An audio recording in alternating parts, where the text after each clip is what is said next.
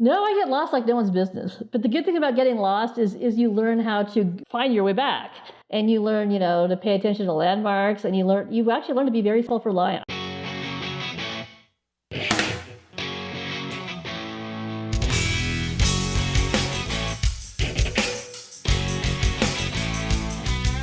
Hey, I'm Brie Stockwell. I'm a nature photographer, owner of Wild Woman Photography, leading co-ed creative photography retreats and workshops for women, and I'm also the host of this podcast, Wild Women in Photography. In this episode, I had the privilege of chatting with the awesome Laura Zirino. As a union representative for 20 years and 3 days, photography was her escape from the stress of work. Laura dreamed of retiring early and becoming a photographer from the widely respected Arizona Highways magazine. While she eagerly awaited retirement, Laura diligently practiced photography for about 5 years and, at 7 a.m. on the first day she was eligible, gave notice that she was taking that early retirement. She soon realized her full dream and became an Arizona Highways contributing photographer 3 months later. You can check out Laura's work at Laura, Laura, Zirino, ZIRINO.smugmug.com. Now on to the episode with Wild Woman, Laura Zirino. Let's go.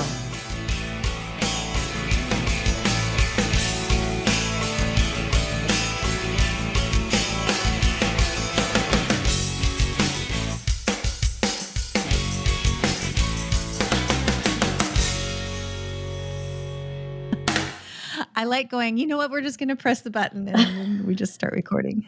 That's always so good. Laura, I'm actually really sad we've never met in person. Why have we never done that?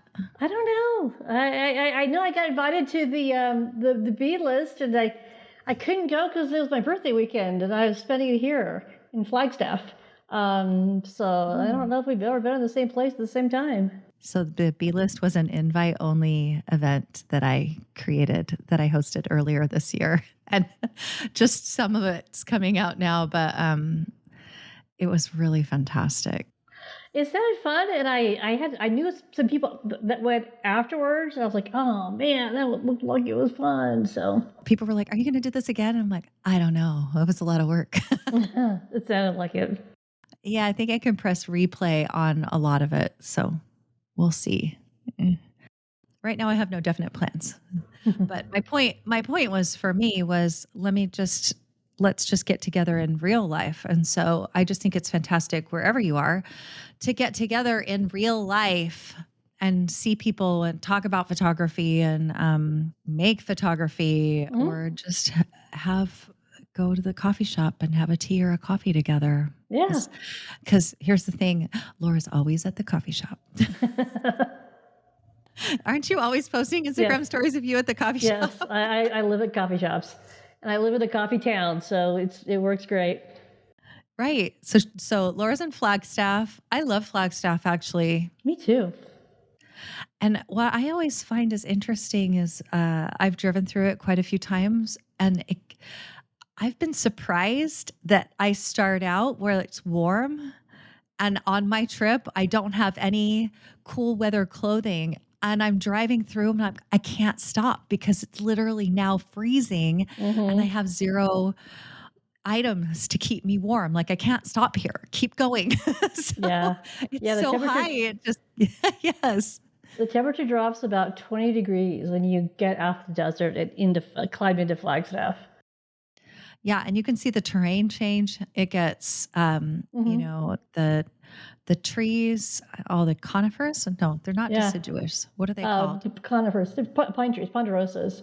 Yeah, there's a lot of pine trees, and you can just see how the landscape changes. This is one reason I like doing the road trip, is because I like watching the landscape change. It's really fun. Oh yeah, yeah.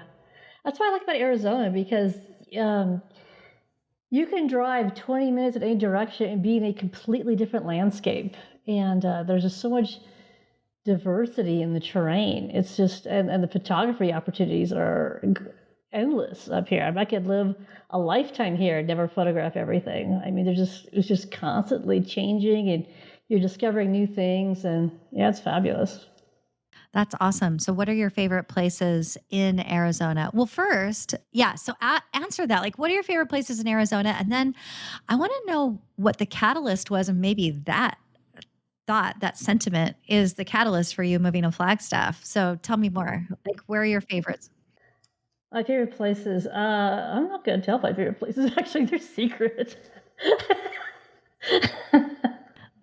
This is what we do, y'all. I know she goes to Grand Canyon, so there's Yeah. that. Yeah, that's not a secret. I don't go there that much, Well, actually. I know we're going to meet up in a secret location that we're not going to talk about because we don't want everybody else to go there. I think people would be bored there anyway. So Yeah, yeah. I think there are places in Arizona that are deceptively, they're they're deceptive. Like the landscape is really beautiful, but you have to go looking for it. Oh, everywhere. I mean, It initially just looks desolate in some places. some places, yeah. Like one of my favorite places now that I just discovered 3 years after moving here is Petrified Forest, and that place is just a wellspring of photographic opportunities. I mean, there's just so many things, and they don't like you wandering around because people steal the rocks, which is illegal.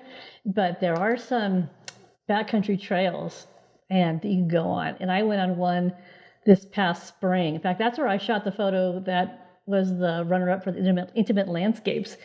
And I probably wandered around for 3 hours solid and went maybe 3/4 of a mile because there was so much to shoot and so much variety.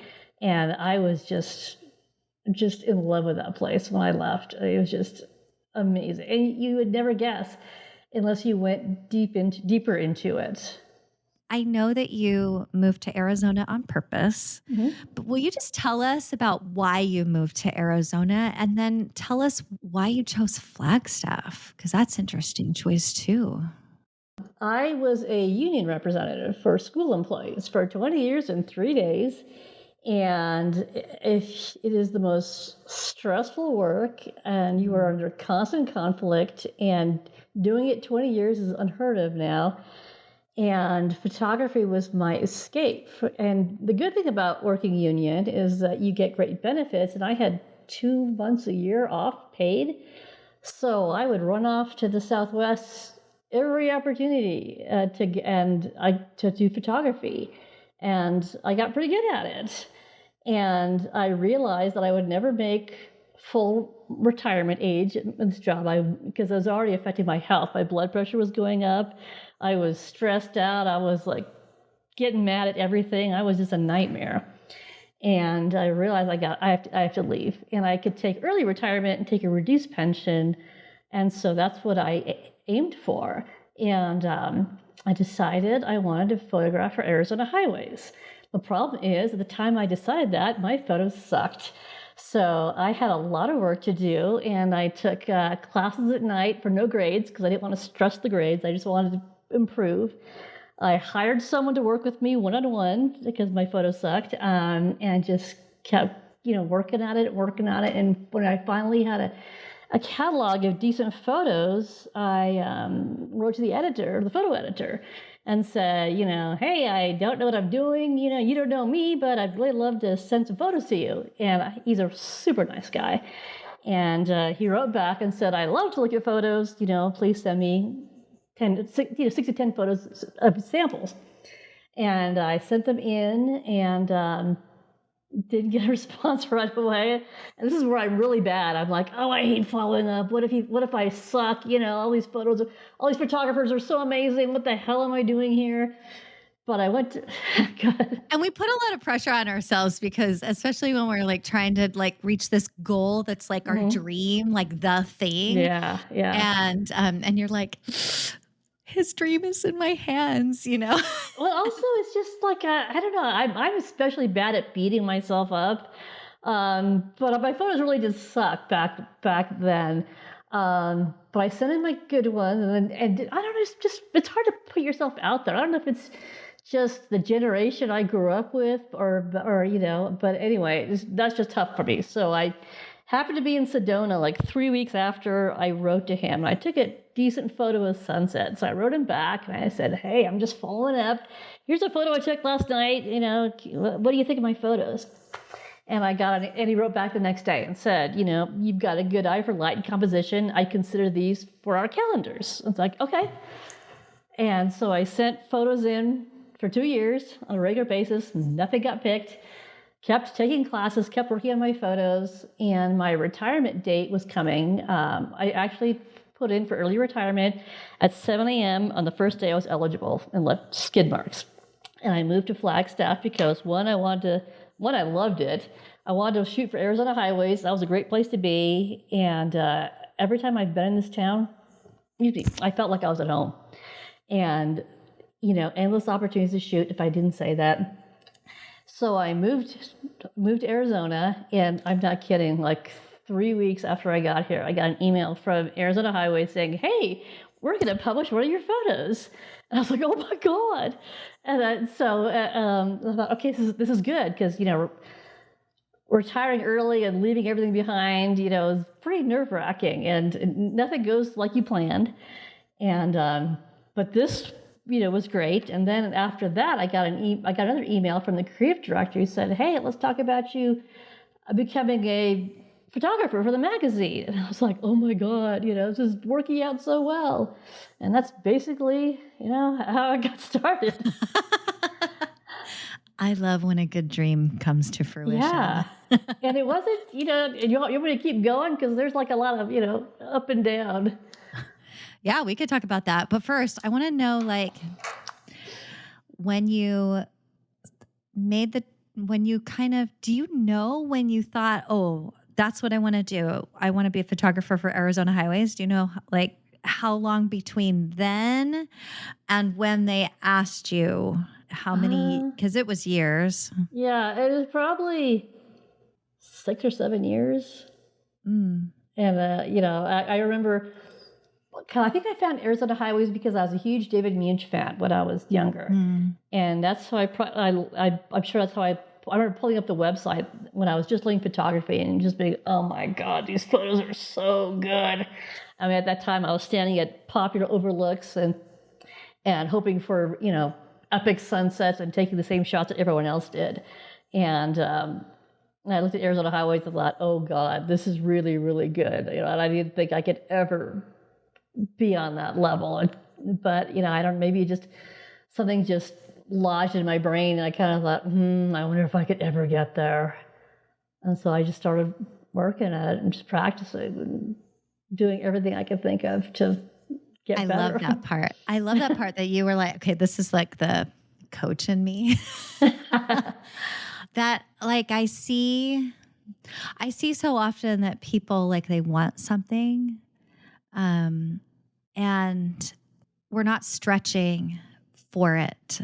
I love the stretch. I love the perseverance. I love the grit. I love going, oh, okay, I'm not there yet. What now? Okay, what could be next? What could be next? And I really love that you were like, you know what? This is really important to me.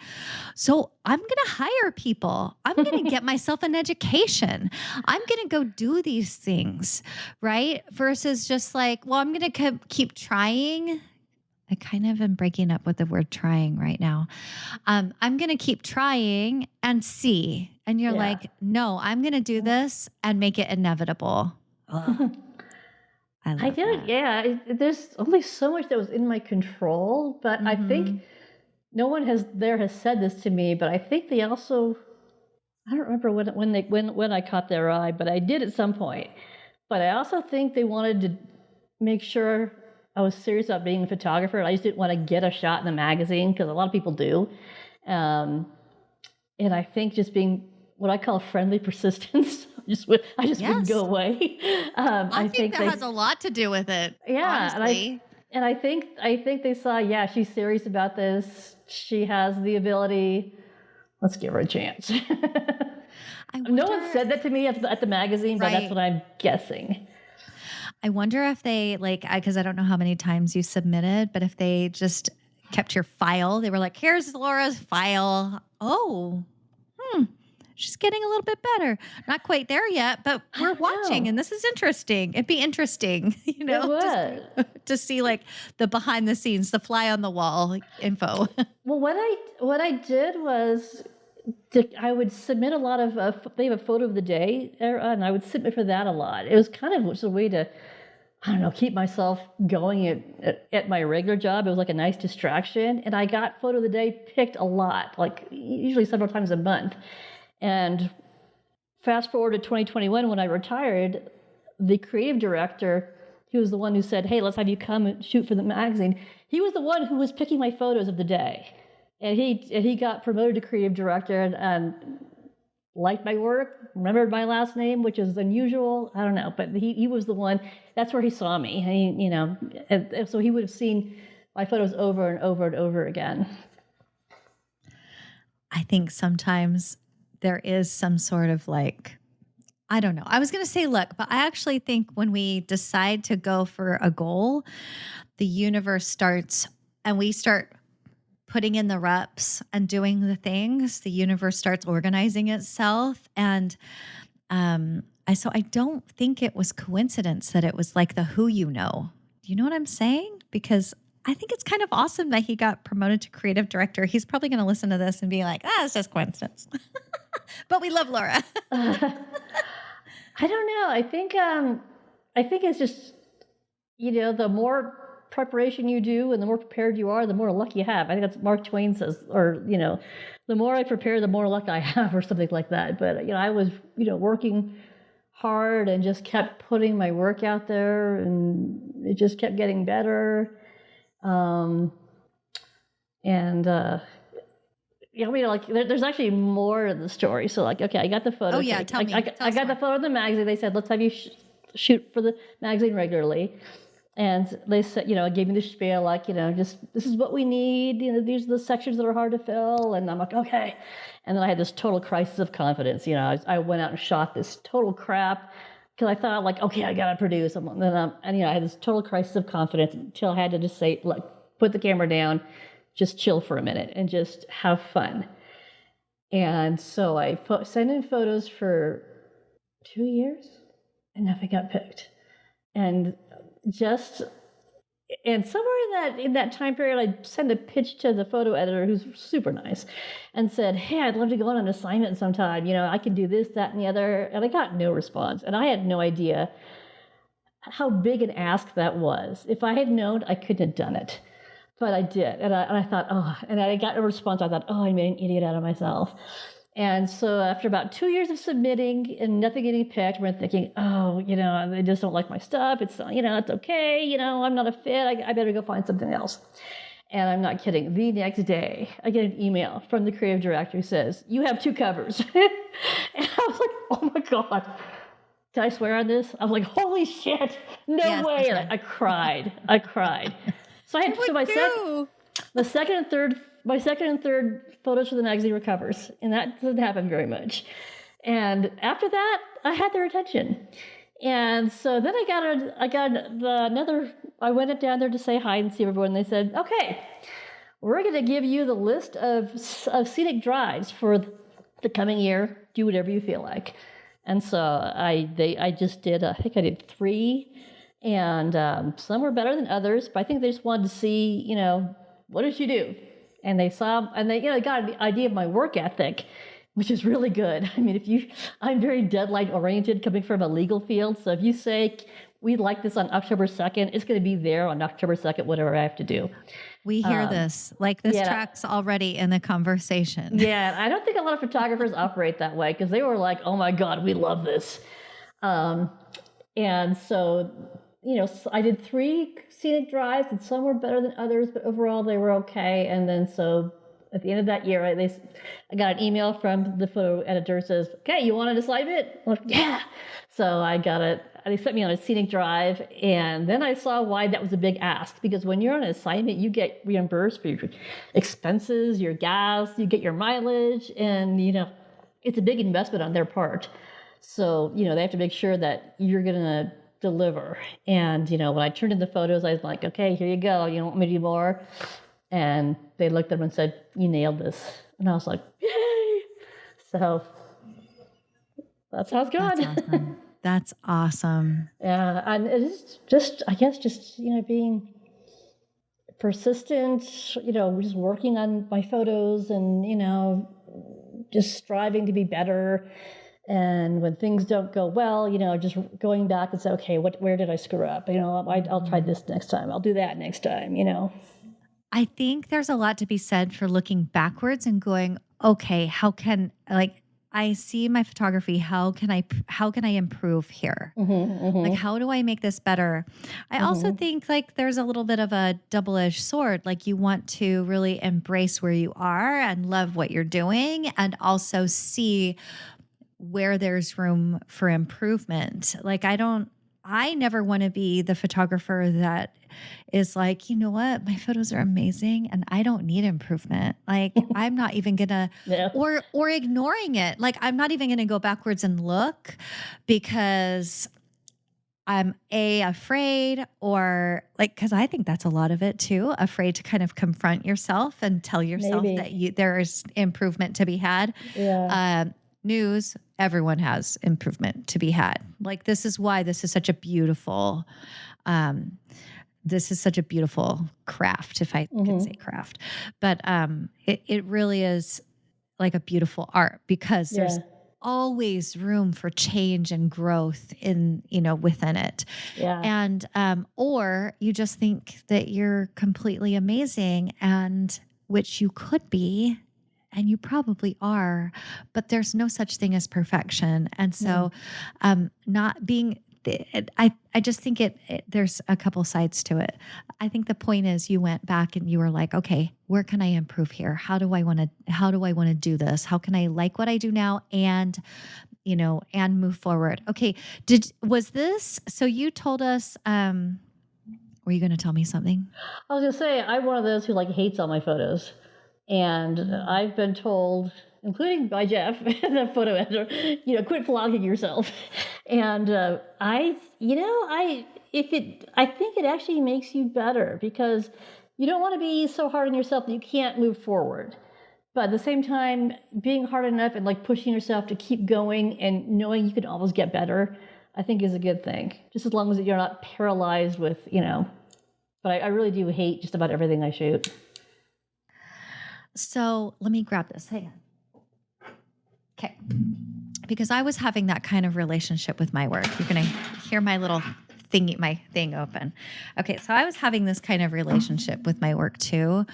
And I was like, you know what? I don't care where anybody else is. This is what I decided for me. That's not the place, the energy that I wanted behind my own photography. And so I went to my camera shop and I got this Hanamila, it's a little tin with these little cards. Okay. And I printed up my photos and, Lovely. and I took them with me on this road trip, the one I went to in California. And I would because I wanted to just fall in love with it. I just wanted to stop for a minute beating myself up. and and then I was like, oh, Ooh, I like that. That's an awesome photo. I wanted to be in that space where I was like, you know what? I do great work. And I see where I can improve, but that's not what I wanted. I wanted to focus on then, Anyway, I just brought all these different cards, and I have pictures of I would go on this trail that was redwoods and whatever, lots of green, and I would put a deserty one and take a little cell phone pic. And it was actually a really fantastic. Sorry for all the extra noise. It was a really fantastic exercise for me, because I was like, I can love my work. I can love it and also want to improve it. And you know what I'm finding just over the past year, I'm finding that I love my work so much that I want to improve it. Isn't that interesting? Yeah, I kind of do a little bit. I have a different approach, and it has to do with a lot with the person that I studied under. Who was But I that? try. I don't say their name or their gender, and it's like Okay. it's kind of complicated. Okay. But and I'm not sure if and but I try and forget myself when I'm photographing. I Oh, try and interesting. just take my ego out of it. I mean, I try to not even Yeah. be there, and just get lost in what's around me. Yeah. And this person was a big advocate of letting things reveal themselves instead of Mm. going and trying to take a photo. Let them come to you, and let things see what wants to be seen. And I find my best photos, the ones I do like a few, um, when you get into this creative flow state, and you're just seeing things. Oh, what about this? What about that? What if I try this? And when you're just playing, you're not taking it seriously. You're not trying for anything. You're just having fun, and it's a Yeah. high. And the funny thing is, like 85% of the photos of mine that have made it into the magazine at Arizona Highways were taken when I was just goofing off. I mean, I do take most of my photos with a tripod, trying to find the hyperfocal point and getting the exposure right. And then about halfway through, I say, oh, screw it. And then I just start goofing off. And the vast majority of the photos in the magazine have been handheld shots, including the two covers. Those were handheld shots. I'm like, oh, cool, look at that. And then I was just in a great state of mind, just in a great flow state. And, photos came. Yeah, I agree with you. Actually, I love that. I actually do the same thing. I want to think about my photography in that kind of in this like way that I love it when I'm not like in it. And when I'm in it, when I'm actually making the photographs, I'm not thinking about any of that. I want to love my work every other time, but when I'm actually in the practice of photography, I just don't even I want to be super super present. And I can't be that if I'm thinking about what the outcome is going to look Right, like right. or any of the other things. Like I do want to do the same thing. Like I want to just I love being in that flow state. I want to just breathe the air around me and Mm-hmm. see the things and notice the things. And I think when you are super present like that, that's how you can start to notice all those little things where you're like, oh, look at that handheld, click, click, click, and it just becomes like this exploration, this wonder, Mm-hmm. this time of like wonder and exploration. And Yeah, that, yeah, that makes it really fun. That's what yeah, makes it fun, right? yeah, yeah. And you're on such a high. And I love it when you just are seeing things that just you wouldn't have otherwise. Because when I was in Mm. my early crappy period, I was standing on over, overlooked at Bryce Canyon at sunrise, with 2,000 other people. And now I see things, I try and go deeper, and I try and see things. I ask myself, how can I see things differently? How can I see this scene in front of me differently than what is, just right in my face? And that's usually when you show yourself, like when you see yourself in your photos. How do you do that? What do you mean? Which part? How do you, when you're there and like, I don't know, for me, I'm like, okay, I've done the obvious because sometimes it's like fun to get the obvious out of the Oh way. yeah, oh yeah. Or if it's a repeat place, like you come there and you're like, okay, I already done the obvious like Mm-hmm. 5 times ago. Mm-hmm. Right. So how do you do that? How do you get into the see differently thing? Yeah, I think for me, it's kind of an unconscious process. You just forget everything around you. You forget what you're trying to do, and you just become present and open to what's around you. And Mm. and just because it's hard to put in words, more of a state you get into, but just kind of just forgetting yourself, forgetting what's around you, and just being when you're super receptive to what wants to be seen, you're going to see a whole Yes. bunch of things. And like Yes. I was at a popular overlook in Flagstaff at the end of or early September, and it's a popular sunrise spot that everyone's seen. And all of a sudden, I started seeing things that were close up, and I started shooting them with lenses that I wouldn't normally use. Like I was using my 7200, and, trying wide open apertures and just, I basically shot everywhere except the direction of the typical shot. And I had so much fun because it was just this creative exploration and it was just for fun. I didn't care how anything turned out.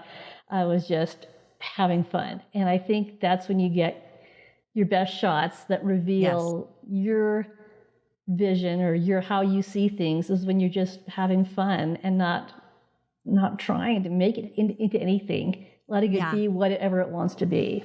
If that makes sense. Not telling yourself it has to be a certain way. Yeah, and not telling you. And I used to, before I used to beat myself up and say, "Oh man, I'm going to screw this up. This is going to be terrible." And it's like, no, I don't care because I'm having fun. Who cares if it screws up? Lots of it will, but you may get, a couple things are like, "Oh, hey, that works really good. I like that." So it's interesting because it's part of the process too, isn't it? Like, I think it takes a little while to develop the trust, to develop the trust in yourself that you're going to get something that you like, but also put in the practice. Like this is, if you're any kind of any way of photographing, digital or film or whatever, you still have to put in the reps. And so you still have to be like, oh, I know I have to go out and practice. I know this has to be the thing. And so when you do that, then you're like, well, this is just another time I'm putting in the reps. And I'm wondering if part of the fun, because this is maybe, now that I'm thinking about it, this is maybe what it is for me. The part of the fun of not shooting something or not photographing something that's typical is like a little rebelliousness. Like, I'm going to rebel against the norm. I'm going to do something that's different. Absolutely. Forget everybody, right? Don't you think there's like some rebellion involved? Like the rebel photographer in me. Yeah, and I also think that's also just discovering your own point of view, I guess, or your own eye, if you will. Just saying, I'm not going to, forget what everyone else is shooting. I'm going to go shoot over here, and just to do whatever I feel like. But one time when I was taking a class, I was out shooting, and I thought I was going to do everything wrong. Like I was going to shoot moving objects at a slow shutter speed. I was going to shoot grand vistas with a wide aperture, and not only did I have a blast, I also shot some pretty interesting photos.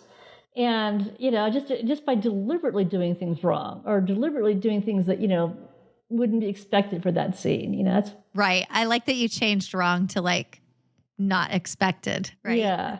Because there really isn't any wrong. You can do whatever you want with your camera. That's right.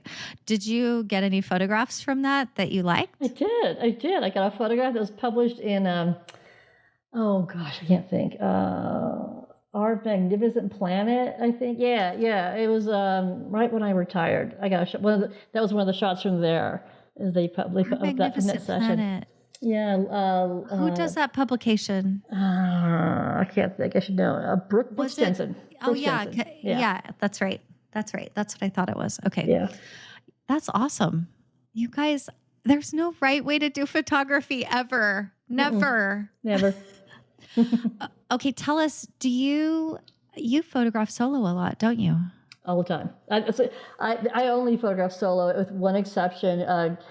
There's actually the guy that taught me how to use my camera. He's actually now my good friend, and he's the only person I can shoot with. We're actually going shooting next week, but other than that, I go solo. That's awesome. Like, why do you have, I think a lot of us, I used to be kind of afraid to go out by myself. Well, maybe not. I don't know. I feel like I'm a little different in that way. But have you always been like that? Like, I'm just going to go by myself. Yes. There's a lot of confidence there. I think it's just kind of being, I don't know, just kind of being, I'm an introvert, social introvert. But I've always felt most connected to the landscape when I was by myself. And if I go out with people, it just doesn't work, except for my friend. And it's because we have a great dynamic. We kind of like do our own thing and just keep each other, in view. and Yes. say, "Oh, hey, I'm going over here," just so we don't get lost. But That's the but we're best doing our own way. thing. Yeah. But Uh-huh. I did have to push through some barriers because I was okay going out solo, but camping solo that was hard for me. And so that's the thing I've been working on when I retired is got my car all fixed up so I could camp in it. And the first solo camping I did was like an hour from my house, and my husband had the tracker on it, and so he could see where I was. And I was just like, the next morning I was like, oh my god, I slept by myself, yay. So that's been a challenge, is actually camping by myself. It's kind of an interesting process to be like, okay, I'm going to camp Yeah, alone. yeah, you're all on your own. And it's I actually find being alone completely exhilarating because it's Mhm. just you and nature, and you're on your own. And to me, that's just I just feel exhilarated in that scenario. There's something really freeing about not just spending a few hours in the landscape by yourself, but to really like when you're camping, I think you become part of the landscape. Hmm. And so I think it actually makes a deeper connection. For I me, think it so does too. anyway. I think it does, and that's when you get your best photos, when you're connected to where you are and open to what wants to be seen. Yeah. And to yourself. Yeah, Like there's exactly. a lot of these connections. Well, Mm. there's a great quote. Do you know who Doug Peacock is? I wish I did. I'll tell you. Do you know the Monkey Wrench Gang that Edward Abbey wrote? Or Oh, I well, couldn't. Uh, yeah. Tell me more. there's a character named George Hayduke who goes sabotaging across the Southwest, sabotaging the developments, and anyway, Doug Peacock is who that character was built upon. And he's got this great quote that said, if I can get it right, I used to carry it with me, that says, solitude is the deepest well I know, and it's your right to drink from it. And that really resonates with me. And he was the quote goes on to say, go solo, no GPS, no checking anything. You become part of a more ancient world, and that's kind of what I aspire to when I photograph. I don't think I could do no GPS though. Yeah, I do. I don't even know how to use GPS. So. All right then. Laura just wanders around in the desert. You must have a good sense of direction or No, I get lost like no one's business. But the good thing about getting lost is you learn how to find your way back, and you learn to pay attention to landmarks, and you actually learn to be very self-reliant. I get lost all the time. I can get lost where no one else will. But it just makes me go back and say, okay, what was the last thing I did? Like, let me give you an example. I was photographing in Oregon Pipe National Monument, and it was foggy, and so I parked my car on the side of the road, was wandering around for an hour, and the fog lifted. So I'm like, okay, I better go back to my car, and my car is nowhere to be seen. And I go out back to the road. I can't tell if I went north or south, and I have no idea which direction to go. It's getting hot, and I was dressed for fog, so I was in this turtleneck, and thinking, well, how am I going to get back? And I realized, wait a minute, here's the peak in front of me. I was photographing. I went back to the first shot I took on my camera, and then matched it up with the view I had right now, and realized, okay, I went too far north. I need to go south. And so I went back that direction, and it turned out it took me like an hour. I really wandered off track, but my car was actually south. And if I'd gone by my instincts, I would have gone north and been even more lost. But just realizing, what tools do I have? I have photos, from where my car was located. So just comparing that view and figuring out how I to get back, helped. And it gives you confidence when you realize you can rely on yourself and figure your way out of whatever you get into. I love that. I mean, I always travel with GPS because I want to track myself so I can get back. A lot of times I'm out in those white sand dunes and they all look Yeah. the same. Oh, I It's know. and if the I've sand been is lost there blowing, too. Yeah. If the sand is blowing, it wipes away your footprints. Now that I've been there so many times, I could probably, I think I can make my way back because I know the shape of the dunes and I can climb to the top and be like, okay, Yeah. that's there, that's that, whatever. I can look far beyond. So I could probably get back now. But um, I think it is really important to pay attention to these landmarks because so often we're just relying on our phones or just relying on some digital device. And what would happen if it like lost battery or if we lost it or something happened and we just had no idea where we were. I know I've been walking around with my phone like in a city and I'm like, oh shoot. I should have paid attention. What store was it on the corner or whatever that was, right? We get so used to these devices now that we've maybe lost a little. Most people, not you. You obviously have the skill. Well, actually, I'm really bad with technology, so it just kind of helps me, Self-preservation then. Yeah, I don't even know. I could use a GPS if I wanted to, so. So hear this. The only technology Laura knows how to work is her camera. Barely. I can barely work my camera. Was that time and organ pipes with the fog, that photograph that's so lovely?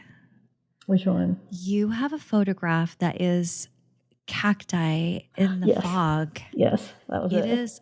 It stands out in my mind. It's really beautiful. Like I love this photograph of yours. When if I ever come across it, I'm like, oh, that's Laura's. That's awesome. Oh, I wish I had that. Thank you. Yeah, that was one of the first ones I took, and that was one of the ones I was looking at to help me, reorient myself back to my car. Well, it's a good one because fog in the desert or places like that is so rare. Yeah, it never happens. And another thing that happened on that trip, I was wandering around in the fog. When the fog wore off, these 4 guys dressed in camouflage with their backpack stuff started walking by, and I waved to them because I thought it was Border Patrol. No, they weren't. They were drug smugglers. And here I am up by myself, waving at drug smugglers. Another reason to carry one of those Garmin InReach Mini. Well, yeah, I did. I was like, oh shit. And I realized who they were. Like, oh, they're not Border Patrol. They're the other guys. And I realized, well, okay. As women, I think we learn to think our way out of things because that's what we've been doing for millennia. So I thought, okay, what do these guys want? They want to get away with whatever they're doing. So the best thing I can do is walk away like I don't give a damn whatever they're doing. So that's what I did. I just got, acted like I was, having a nice trip to the desert, looking around, and they were like looking back at me, but they went their way and I went mine. And you're like, let me hide this expensive camera gear. Unfortunately, I just had a backpack, so like they didn't know what the heck was in it. But not the situation you want to find yourself in. But you can think your way out of a lot. Yeah. How'd you know they were drug smugglers, or you just had that? I didn't know for sure. One or the other. It's one or the other. If they were coming for work, or I probably would have seen like men and women, maybe different ages. These are all like early 20s. Camouflage head to foot. They had their hoodies like this, and backpacks stuffed.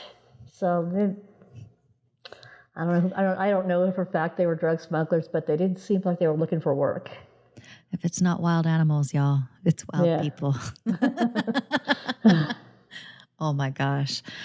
This has been really fantastic. I'm just seeing if is there anything, I'm going to cut this out. Is there anything else that you want to share?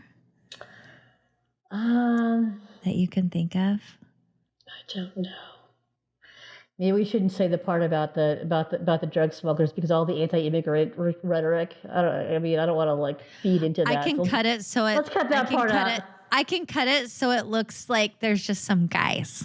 Yeah, just some 20-year-olds who I didn't know who are in camouflage. I think I'll show like you just like a camouflage and the hoodie things. Yeah. And they definitely weren't looking to make friends. Let's put it that way. Right. It is kind of scary. Like I've had multiple people on the podcast that are like, just some random guy that I wasn't expecting showed up. And it's never another woman ever. I know. Why are we need to we need to get out there. So the other women who are out there camping, it's like, oh, what's one of my sisters? Okay, good. Come, Yeah, that's right. let's chat by the fire. I don't even make a fire anymore. I don't want to smell like smoke. Yeah, I don't make a fire. I hardly ever do. Somebody else would have to do it. I never do it. Yeah, I don't know. I will tell you, one time I did solo camping in my car in the Wee Thump Wilderness in Nevada. Or is it California? It's like Nevada, California border. And there's a whole, I know, it's a designated wilderness place now. It was protected recently, the past couple of years. They did a lot of work trying to get it protected. Cool. But there's a huge Joshua Tree forest there, and it's just beautiful. And I don't know why I decided I had to go, but I was like, okay, I have to go here, like on my way back home from a road trip. So I'm like, okay, I'm going to go. My mom's like, how are you going to protect yourself? I'm like, oh, it's going to be fine. And so, but it was so silent when I was there. Wow. So silent. Yeah. And I remember sitting there I brought my little folding chair. Yeah. And I'm just sitting outside, like watching the stars. It's kind of close to Vegas. And so you can see the lights. Mm-hmm. And I'm just sitting outside, and all of a sudden, like no noise, I feel this whoosh. And I was like, what was that? It was like an owl that it didn't make any noise, but it flew like over me. And those guys are big. They can be really big. Yeah. And they do live in the trees there. But nothing else, totally silent. No other animals made noises. It was actually really lovely. I really thoroughly enjoyed myself, and then left the next day and didn't see a soul. Yeah. No strangers. Yes.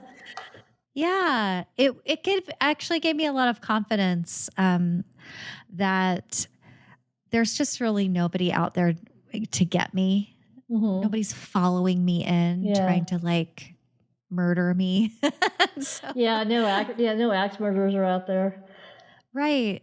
I mean, I think you still have to be careful, but I really liked it. Yeah. I think as long as you're by yourself, you're fine. I mean, you have to take reasonable precautions because, like, I remember one time going out to a spot, and I thought I had it to myself, and it turned out there was this guy there. He was one of those he seemed harmless. He was one of those, life on the road types, and he stopped and chit-chatted with me, but I was 11 miles from the nearest anywhere. And I thought, do I want to be 11 miles with this guy by myself? I thought, no.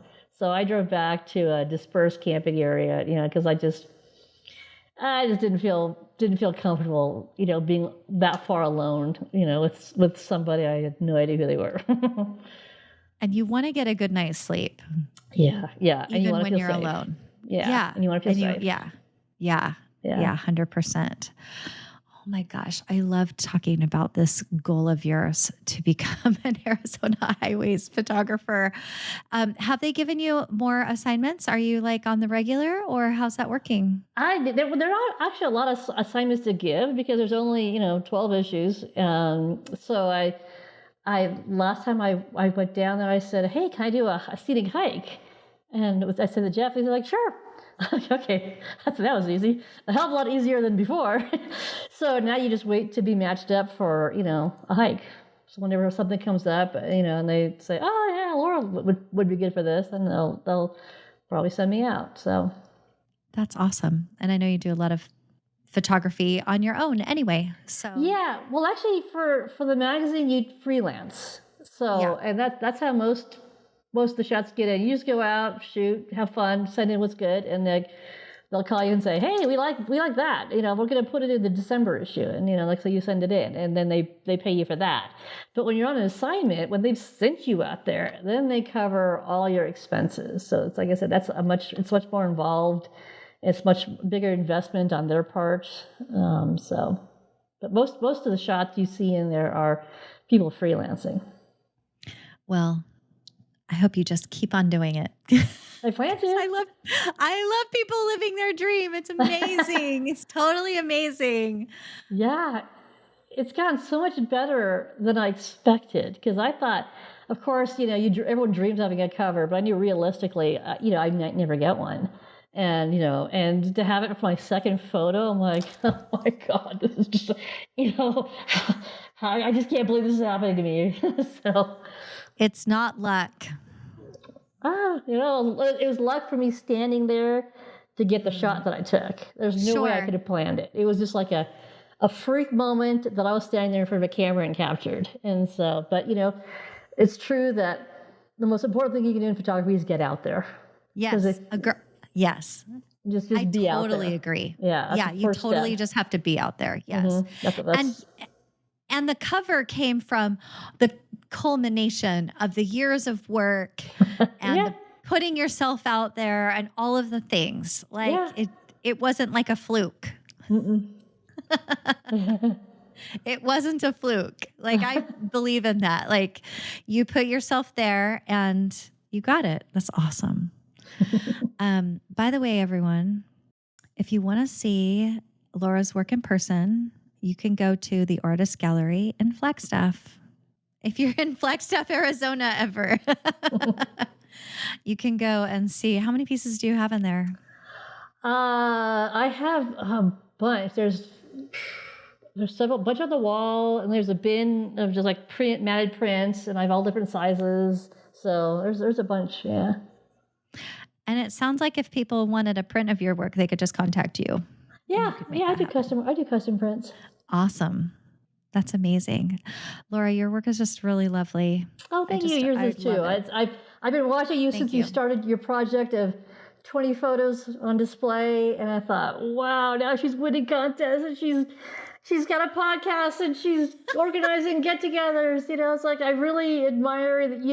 You're out there, you're putting yourself out there and doing new things. So I'm happy to be part to support that. So. Thank you. You have been following me for a long time. I have. And now I have a podcast, and now we're chatting. That's just kind of crazy. Yeah. Oops, we froze. Yeah, we froze. That's okay. Well, everyone, Laura, this was just so lovely. I just want to come to the coffee shop with you. And do more of this. We'll go to Petrified Forest. I'll show you my secret spots. Oh, you guys. Yes, I'm in for that. Yeah, I actually am. I've got a plan when I'm going to go there. And you got to go. I think it's not going to be till next year. So, but I have things I want to do next September. So that's what I'm thinking. So, winter's a really good time for Petrified Forest. Really? Yeah, because we get snow and the petrified wood, and it's just amazing. Really? Yeah, really.